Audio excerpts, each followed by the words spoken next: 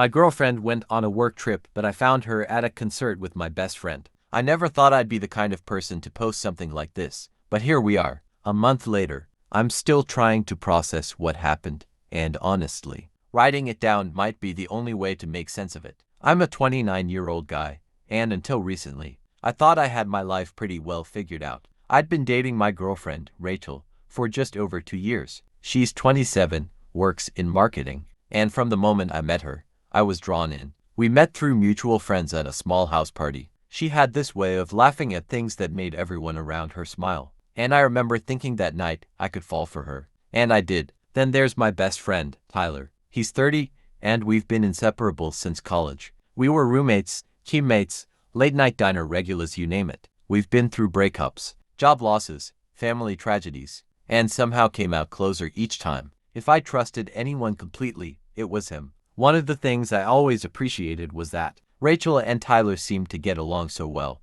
There was never any awkwardness when the three of us hung out. In fact, they seemed to genuinely enjoy each other's company. Game nights at my apartment, group hikes on weekends, random movie marathons, it was easy. I thought it was the perfect setup.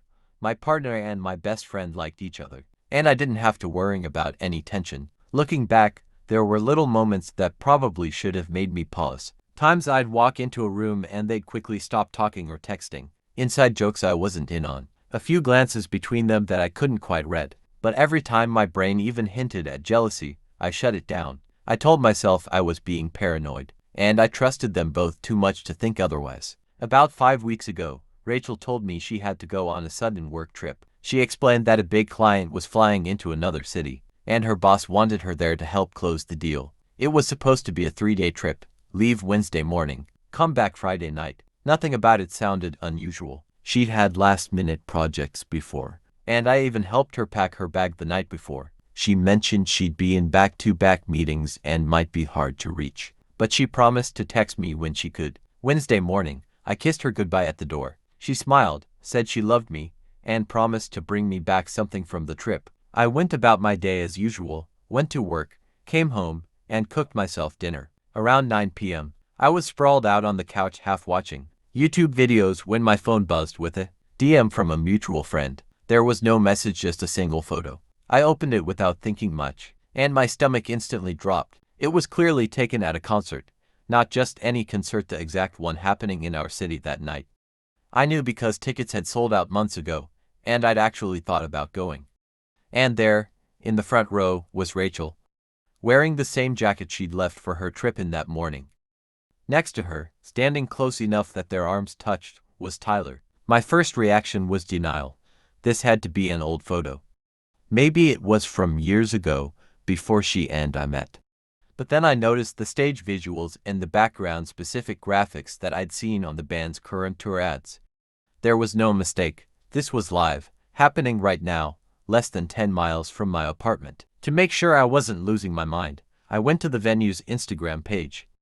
I clicked through their stories, and there they were again, laughing, singing, standing so close they might as well have been alone in the crowd. Rachel, who was supposed to be hundreds of miles away at a client dinner, was instead right here with my best friend. I sat there frozen, my heart pounding so loud I could barely hear the TV anymore.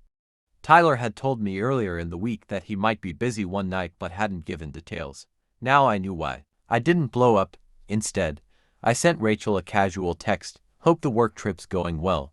She replied almost immediately, "Thanks babe, just finished dinner with the client, about to head to the hotel." I just stared at the screen. She was lying to me in real time while standing at a concert with Tyler. My chest felt tight. I didn't reply. I didn't know what to say. That night, I barely slept. Every time I closed my eyes, I saw that photo in my head. The next morning, I decided I couldn't drag it out any longer. I sent both Rachel and Tyler the same message, a screenshot of the concert photo with the words, "Care to explain?" Hours passed with no reply. I checked my phone every few minutes, my mind spinning with every possible excuse they could come up with, even though I already knew the truth. Around 1 p.m., Tyler finally responded, "It's not what it looks like." That's all he wrote. Rachel's reply came a few minutes later. "I didn't know how to tell you." No apology, no denial, no attempt to explain. Eventually, they admitted they'd been reconnecting for about a month. They said they caught feelings after hanging out without me a few times. The concert had been planned for weeks, and the work trip was just an excuse so they could go together without me asking questions. I ended things with Rachel immediately. I told Tyler to lose my number. In the span of a single night, I lost my girlfriend and my best friend. Two people I trusted most turned out to be lying to me right to my face. The worst part, if my friend hadn't sent me that photo, I might still be in the dark thinking Rachel was out of town and Tyler was just living his life. Instead, I got the truth shoved in my face in the most painful way possible. Trust isn't just about believing someone. It's about them giving you no reason to doubt them in the first place. And once that's gone, there's no getting it back. What would you have done in my situation?